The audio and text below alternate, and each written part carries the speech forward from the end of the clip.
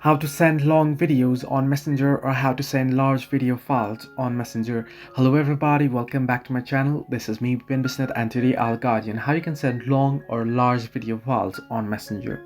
Now the process itself is simple. First, what you'll have to understand is you won't be able to send the large videos on Messenger directly. However, there is a quick trick on how you can do so. You can simply go ahead and open up Google Drive, right? So you can go ahead and open up Google Drive and then tap on the plus new option there icon, and then tap on upload option and then select the particular video that you wish to send. You'll have to upload it here. You can simply select the particular video and then it'll be created and it'll be uploaded. You can see it has been uploaded here. Now what you can do is you can tap on the three dots option there and then you can tap on copy link.